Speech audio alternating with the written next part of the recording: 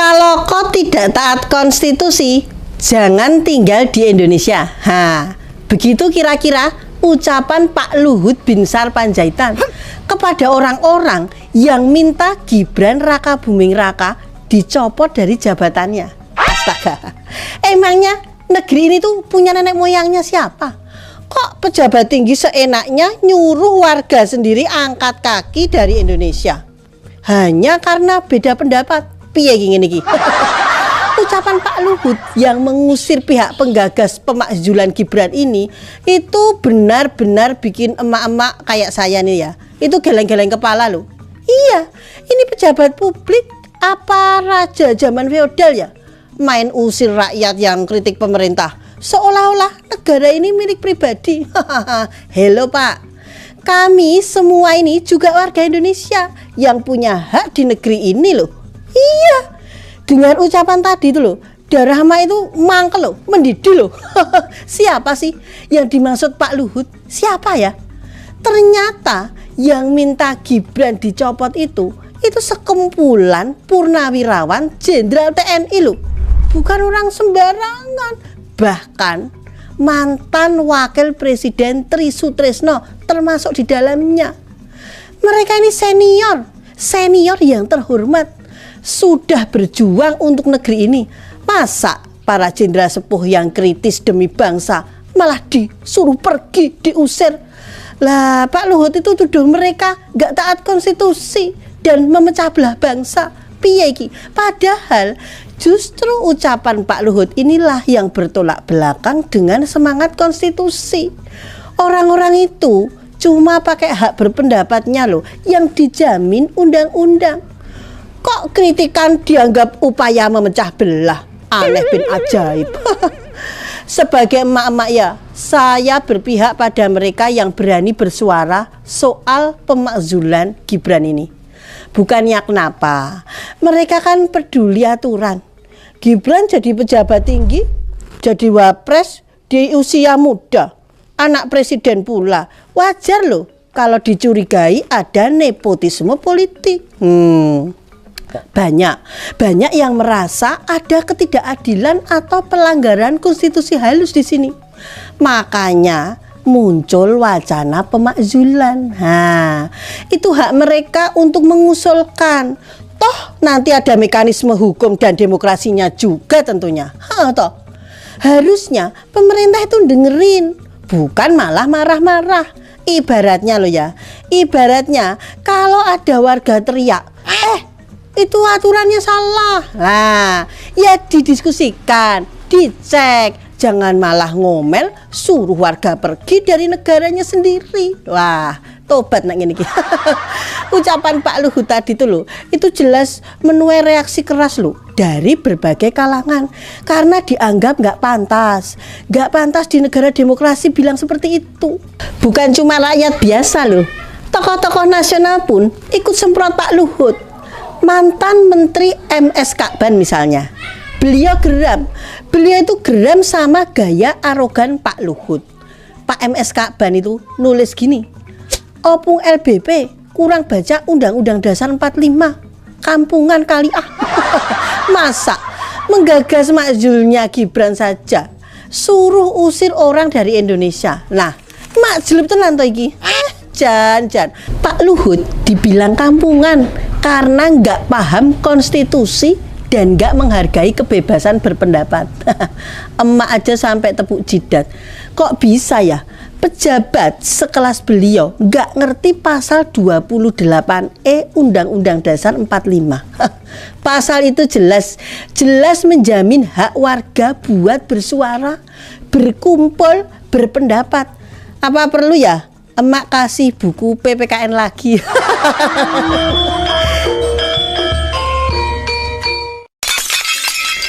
Gak berhenti di situ aja. MS Kakban juga nyindir balik loh. Katanya begini, jangan marah kalau netizen bilang usir aja opung dari Indonesia karena opung kampungan. Hormati saja kebebasan berpendapat. Usir pekerja RRC ilegal, sindir beliau pedas. Sakit gak tuh? Maksudnya, daripada ngusir rakyat sendiri yang kritik, Mending Pak Luhut urusin tuh tenaga kerja asing ilegal yang jelas-jelas melanggar aturan. Mak jelek lagi toh ini. Emak auto ngakak kecil loh, campur salut. Berani bener ya MSK Ban ngomong gitu. Tapi ya memang benar, pejabat kok hobi ngusir rakyat yang beda pendapat. Kan ngawur, iya toh. Selain Pak Kaban ya, Gigin Praginanto, seorang pengamat kebijakan publik, juga nggak mau kalah nyeletuk. Dia bilang, ucapan Pak Luhut udah melewati batas kepantasan sebagai pejabat publik. Bahkan Mas Gigin tegas menyarankan demi menghindari kegaduhan nasional akibat sikap Pak Luhut ini, sebaiknya Pak Luhut sendiri aja yang segera tinggal di luar negeri. Aduh, dibalikin kan sama rakyat. Yang nyuruh pergi sekarang disuruh pergi balik. Kocak. Tapi ngena ini, ngena. Intinya ya, banyak yang muak sama arogansi Pak Luhut. Omongan pejabat kok kayak preman. Orang selevel mantan Wapres Tri Sutrisno aja berani dia serang dengan kata-kata kasar loh. Ini sudah nggak mencerminkan semangat demokrasi, malah kayak kelakuan rezim otoriter Orde Lama. Gitu kata Mas Gigin dan para pengkritik lainnya. Kalau pejabatnya sumbu pendek ya begini, bahaya buat iklim demokrasi kita. Di Indonesia nih ya, yang katanya demokrasi, kebebasan berpendapat itu harga mati loh. Buya Anwar Abbas, Wakil Ketua Umum MUI saja sampai turun gunung menegur ucapan Pak Luhut. Beliau bilang, pernyataan Luhut justru menunjukkan gejala pemerintah yang otoriter dan anti kritik karena jelas bertentangan dengan kebebasan berpendapat yang dijamin di UUD 45. Buya Anwar itu mengingatkan loh, pemerintah itu perlu kritik sebagai cermin untuk perbaikan. Kalau pemimpin maunya benar sendiri dan anti kritik, nah itu namanya kedaulatan penguasa, bukan kedaulatan rakyat.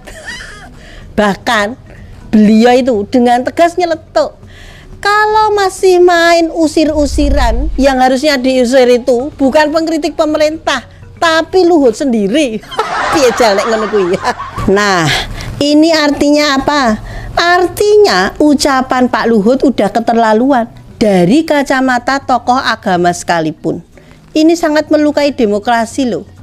Coba bayangin, kalau tiap kritik dilarang, lama-lama rakyat jadi takut bicara loh. Mau protes harga sembako mahal, takut diusir. Mau kritik jalan rusak, takut dikatain gak cinta negara. Nggak bisa begitu dong. Negara. Iya, halo teman-teman, kembali bersama saya di channel ini. Salam inspirasi, salam NKRI harga mati. Ya, tentu siapa sih yang nggak mengenal Luhut Binsar Panjaitan, opung kita yang satu ini, ya. Sudah terlalu banyak masyarakat yang menilai beliau ini terlalu arogan. Bahasanya terlalu songong gitu lah ya. Terlalu sok, ya. Kayak dia yang punya negara ini. Kayak bapaknya yang punya negara ini. Kayak kakeknya yang punya negara ini. Itu banyak sekali itu menyampaikan di komentar-komentar yang sering saya lihat ya. Tapi itu lah, biasalah netizen seperti itu ya. Dan kemudian memang sebetulnya menurut saya itu suatu pernyataan yang berlebihan gitu ya. Oke lah kita bilang tegas atau apa, tapi itu tidak, kurang elok lah ya, kurang elok sekelas pejabat mengatakan seperti itu, mau ngusir gitu ya. Kenapa nggak kalian, kalau nggak senang begini begono pergi aja dari Indonesia. Sama seperti beliau menanggapi soal kabur aja dulu kemarin itu ya, hashtag itu ya, kabur aja sekalian tuh gak balik.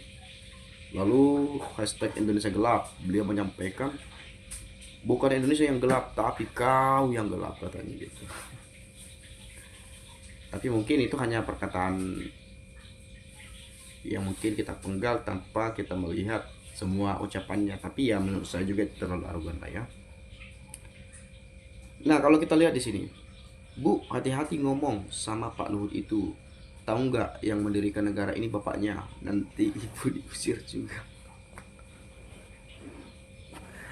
Bisa-bisanya diusir Pak Luhut kita. Ya janganlah ya. Mending bapaknya aja yang diusir, Pak Luhutnya aja yang diusir. Jangan, nggak boleh gitu juga dong ya. Dengan harta dunia yang melimpah, manusia akan menjadi manusia yang sombong dan merasa lebih hebat dari manusia yang lain. Si Opung masih titipan Jokowi bekerja di istana Bapak Prabowo untuk melindungi keluarga Mulyono dari dalam, sedangkan Hercules dititip untuk menjaga di lapangan. Siapapun Anda, jangan katakan kampungan terhadap siapapun dan kapanpun, karena sebelum terciptanya perkotaan, terlebih dahulu semua berasal dari perkampungan.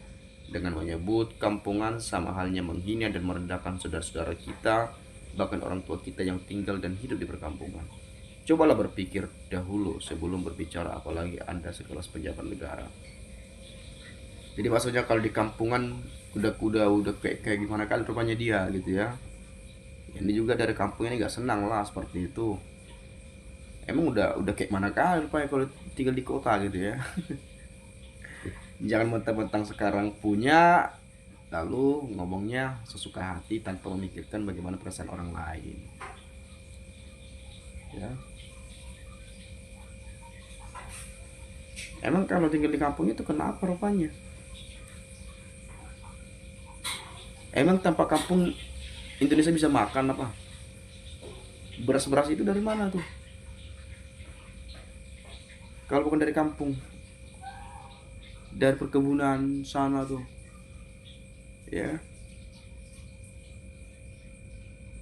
Ini jangan seperti itulah ya. Bayangin itu kan sekelas pejabat negara loh, jenderal lagi dia itu.